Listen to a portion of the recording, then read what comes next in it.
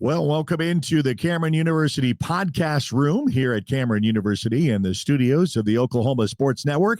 And welcome into the Point After. Yes, it's our weekly podcast, kind of catching up with not only the area sports, but all of our 13 schools in the network. And we're excited to hopefully have an announcement soon that we'll be adding a couple of more schools in the next school year. But we are knee deep into basketball, and we love it. In fact, this week we had a chance to see just last night 3 games of the week in featuring the Lawton High Wolverines as they traveled to the Altus Bulldogs for a district matchup. We also saw Elgin last night with El Reno. It was very interesting to see El Reno because I saw them only on paper and with their records. And so it was good to see them with the eyeball test. And then a great one in the matchup between Bethany and Newcastle. And Newcastle went on the road to beat Bethany. And then we've got a slew of other games in the network. In fact, the Carl Albert Classic, the Titan Classic, a round robin of sorts with a lot of Edmond schools in it. That's going to be featured both boys and girls. That's going to start Thursday and run through the weekend. We've got the Comanche County Basketball Tournament. We're going to be doing the semifinals for both girls and boys on Thursday and Friday, and the finals on Saturday. But with our special guest with us on this podcast, going to add to it is Coach Chevis Smith. And I'll tell you what, for the Lawton High Wolverines, we have been excited to watch this run. Is it 17-1? Have you only lost one game in the season to Weatherford? And I know it's a reflection. Usually it's at the latter part of the season to reflect back, but tell us how this ride has been with only one loss in the season up to now. It's been an exciting one, just it's a day-by-day process. I know last year, like I said, we had a lot of momentum from, the falling short of last season when we were in the 6A. Like I said, the team built a lot of camaraderie, so we're just kind of moving off that energy from last season and still trying to strive for the goal that we're trying to get to this season. Now, you mentioned to me earlier when I had a talk with you, you said, well, you were kind of anxious to still stay in 6A, and I know you get the 5A realm. What made you think about that, about missing that opportunity of still being in 6A? It's the competitive nature in me, man. Just wanting to play the best. I know in 6A, no disrespect to 5 or anything like that, but I know in 6A, there's not a night off. No matter what it is, you really don't have too many teams that you can really just kind of say you can let your hair down on. Each night you got to play. There's kids that's played high-level basketball from youth league all the way to high school. So each night you have a different matchup. Whereas 5A, not saying it's not as deep as 6A, but I'm going to say it's not as many juggernauts, if that makes sense. Yeah, and I think we can put that to the test. I think that when you break it down, and we can only, and I say we, myself on this side of the state, can only really examine the west side of the state. East side, I'm very unfamiliar with, outside of, again, just looking at scores, looking at records. But I have seen, because of your matchups and within the network, we were able to take a little closer look at a Del City, a Midwest City, the state runner, the state defending champions, and then you have El Reno in the mix. You have Carl Albert. So those I were very familiar with. Now, you had a great opportunity that you've seen Midwest City at your place. You were able to beat them. You were able to go on the road to Del City and get a win. Very close matchups with those kind of caliber teams. And now it's going to be back-to-back rematches, and we'll start with your thoughts about next week, not alluding to the fact that you've got a game on Friday, but we're very excited to have on the network another Del City Lawton High rematch at your place. We'll start with what you expect and what you expect to get from that on Tuesday.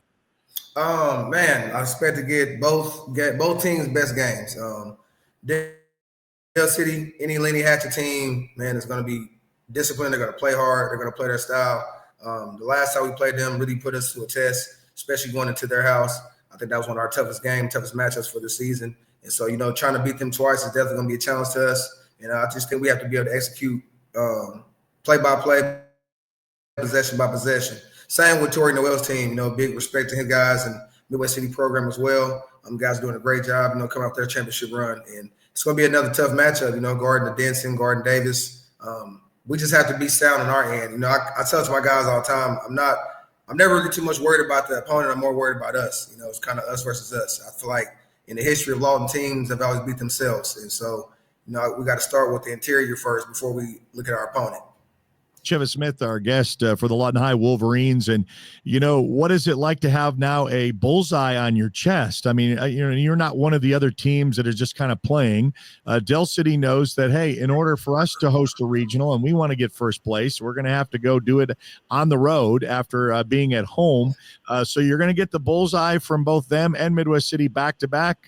How is this team going to respond with that kind of attention? I like it, man. I actually embrace it. I think my guys are built for it.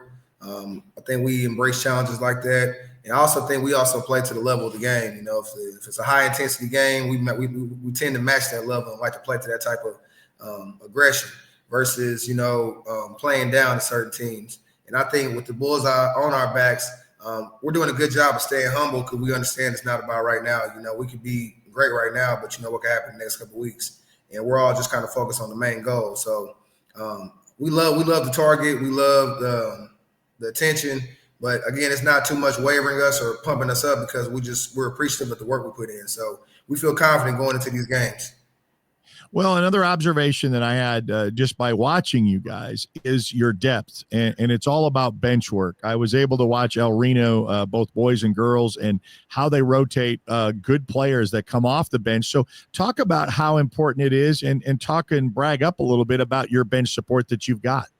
Kudos to this summer, honestly, in June. I had a lot of time with the boys. We did a lot of team camps, a lot of scrimmages, and I got a chance to rotate a lot of different guys in different matchups and different lineups to see who fits well with who and who plays well together. And, last year we returned 12 of the 15. So I had 12 guys already coming back who already knew the program, knew the system, knew my style of play and what I wanted, what kind of shots I wanted us to take. So it's really rolling over from last year, and then we had some young guys step up this year that were willing to participate with the team and also, produce for the team as well. So, again, it's just trusting each other and knowing each other's styles. And I think these guys do a great job of understanding one another. But, again, that's kudos to us spending so much time with each other, in the gym, outside of the gym, and just kind of sticking to our stigma, which is our brotherhood.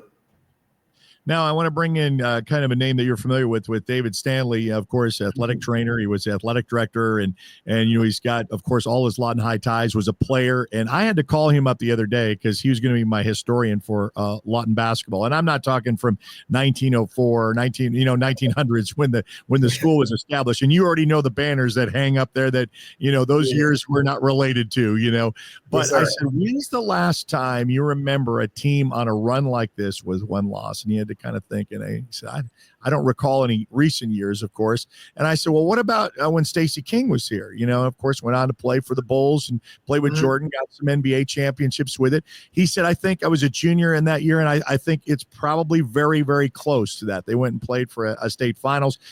So, that's a long time.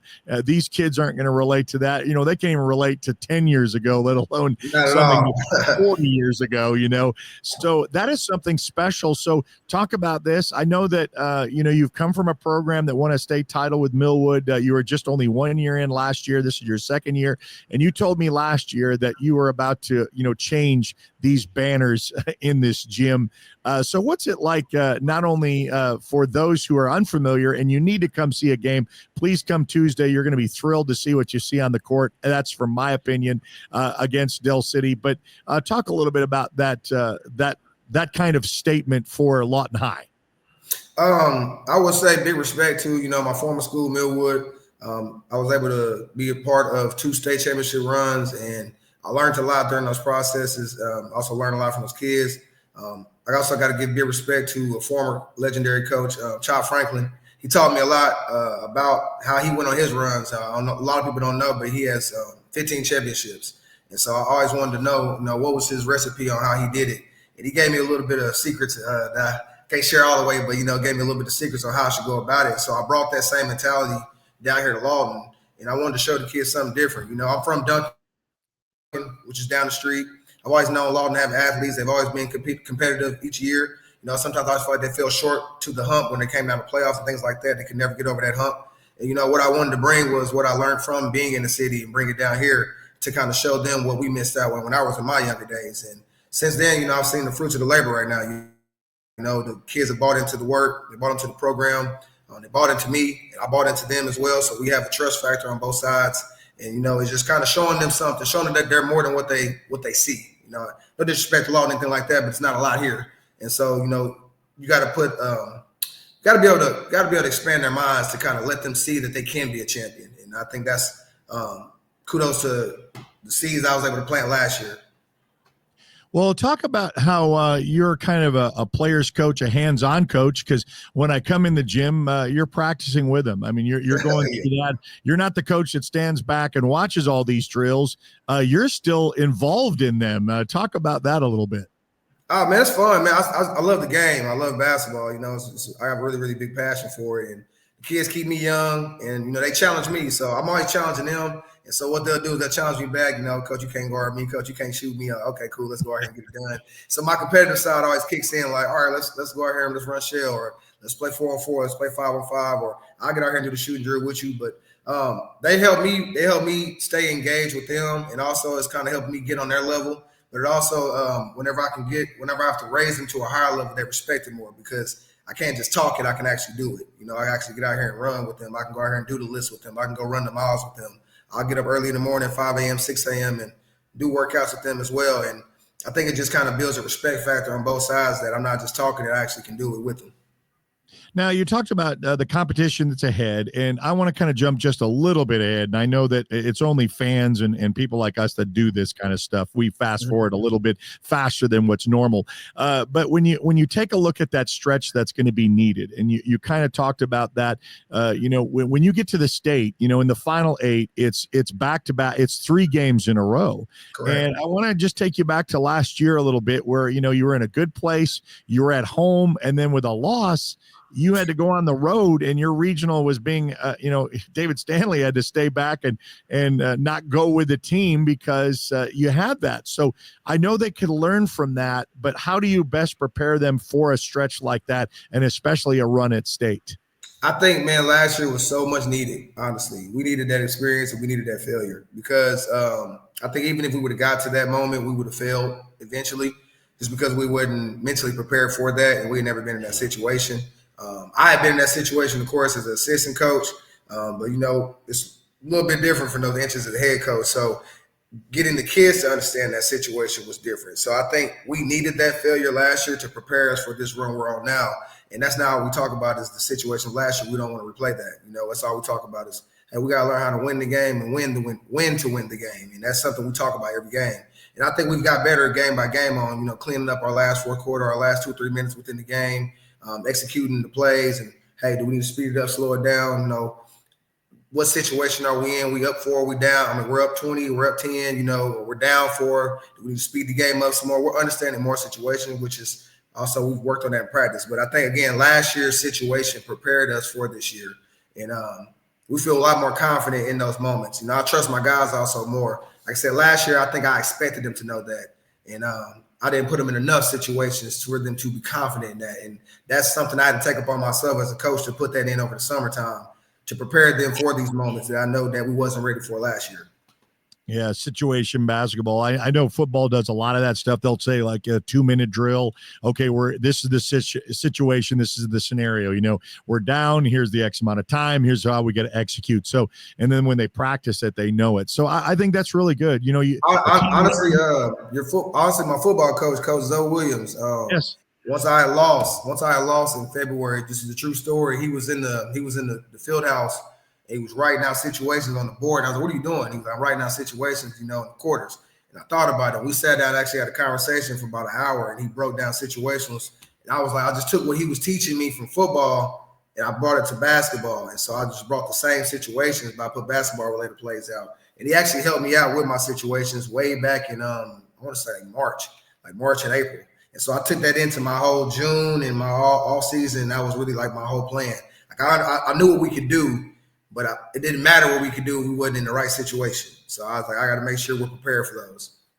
Well, and coaching is a little different. I mean, as a player, as you knew what you were able to do, and you may have some natural abilities, how do you convey that, or how do you teach those things when it became natural? And so that's a part of it too. And I know that you guys are really close, just both years of just a couple of years of head coaches here in this school, and you've helped each other grow. And he's recruited a lot of your basketball players. In fact, he had to say, we're going to use the terminology of basketball on grass so they can understand.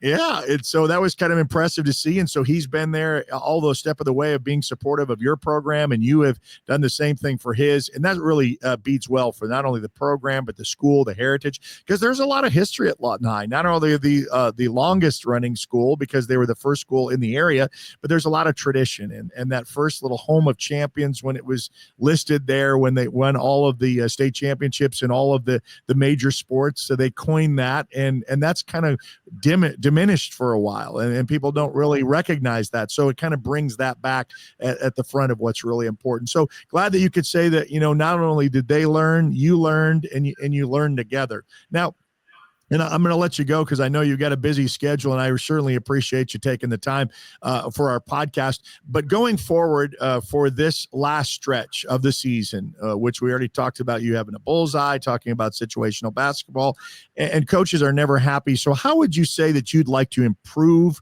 from here going in before you start the regionals and the state tournament?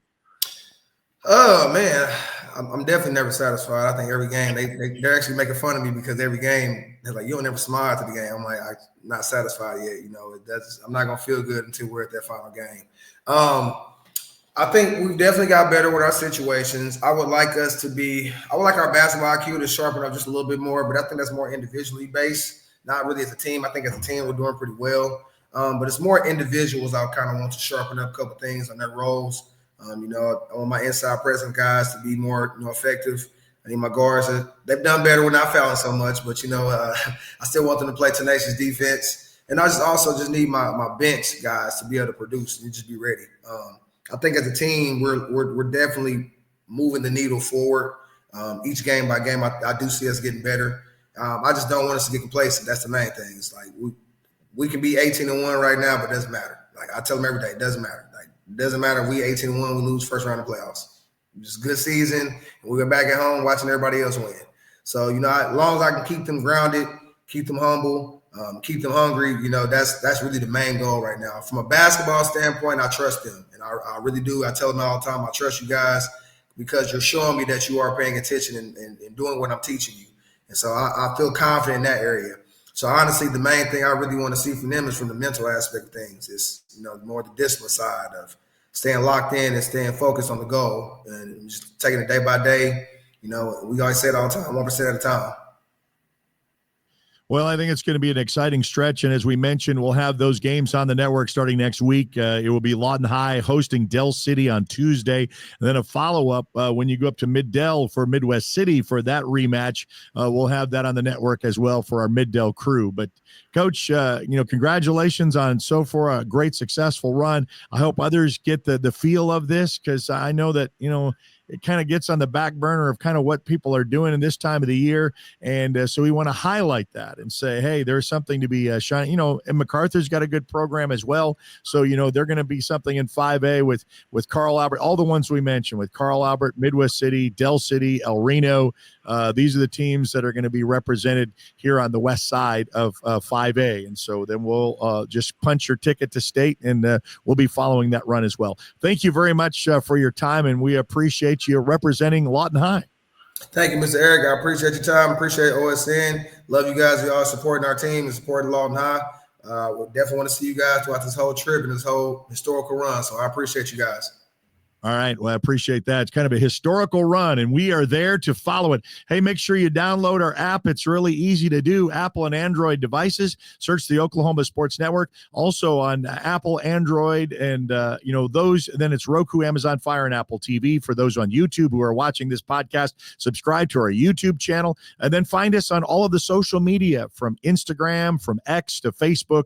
Follow us there, like us there. We'd like for you to know what we have in store. And we already told you at the beginning of this broadcast, we got the Carl Albert Classic Titan Thursday through Saturday. We got the Comanche County basketball tournament with semifinals for girls on Thursday, semifinals for boys on Friday, and then the finals on Saturday. So we've got a lot of basketball, and then we'll get back into next week with our games of the week as well. So that's kind of our feature. But Chevis Smith for the Lawton High Wolverines for the Point After, and we're live from the Cameron Studio podcast room, and you've been watching a presentation of the Oklahoma Sports